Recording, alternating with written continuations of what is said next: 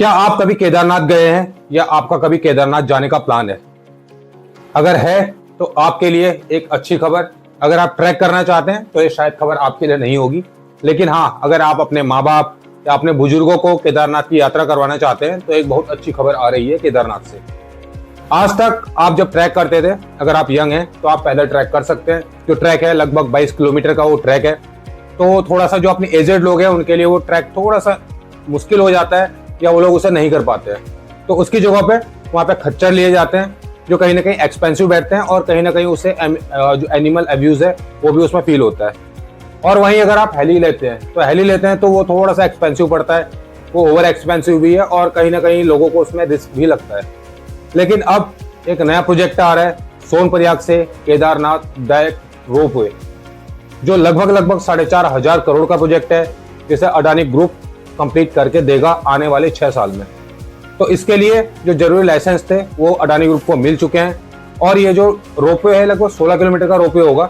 शायद इसमें बीच में स्टॉप भी होंगे, लेकिन जो आपकी जो डिस्टेंस है वो जो आपको 8 से 9 घंटा या 10 घंटा डिपेंड्स ऑन कि आपकी कैपेसिटी क्या है, जो आपको उतना ट्रैक करके जाने में टाइम लगता था वो टाइम घट के अब मात्र 15 मिनट 10 मिनट डिपेंड करेगा कि वो डिस्टेंस कितनी बनेगी। उस हिसाब से 10 से 15 मिनट या 20 मिनट या आधा घंटे में आप इस पर्टिकुलर ट्रैक को रोपवे के सहारे डायरेक्ट कर सकते हैं।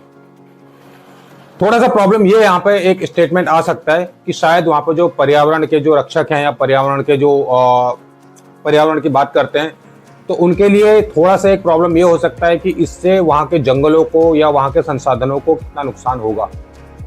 तो इसके लिए हम उम्मीद करते हैं कि ये सारी चीजें मिटिगेट हो गई हो, पहले ही सारी चीजों का ऑलरेडी डिस्कशन हो चुका हो और ये प्रोजेक्ट से कम वहां पर पर्यावरण को नुकसान हो और एक जो सुविधा है वो डायरेक्ट लोगों को अच्छी तरीके से दी जाए।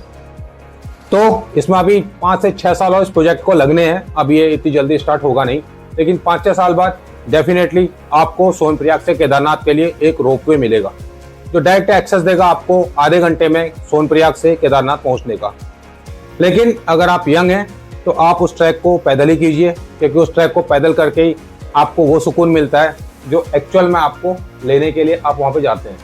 हाँ, लेकिन अगर ऐसा है कि फैमिली में एजेड लोग हैं या जो लोग नहीं कर सकते हैं या फिजिकली एबल नहीं है, तो डेफिनेटली उनके लिए रोपवे एक बहुत अच्छा जो ऑप्शन है वो बन के आ रहा है, जहाँ पर जो खच्चर वहाँ पे चलते हैं, घोड़े चलते हैं, उनकी जो डिपेंडेंसी हो थोड़ा सा कम होगी और एनिमल अब्यूज भी थोड़ा सा कम होगा।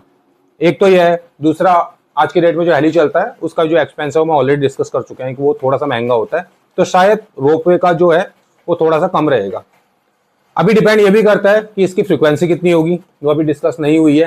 तो फ्रीक्वेंसी आपका कितने टाइम में कितने चलेंगे रोपवे और वो केबल कार है वो कितनी चलेंगी, उनका अप डाउन कितना रहेगा, तो पर डे वो भी डिपेंड करता है कि कितने यात्रियों को केदारनाथ तक के पर्टिकुलर जो रोपवे बनेगा ये केबल कार लेके जाएगी।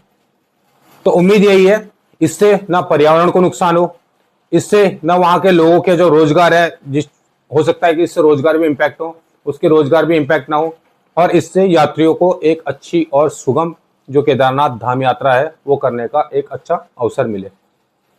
तब तक के लिए नमस्कार, जय हिंद।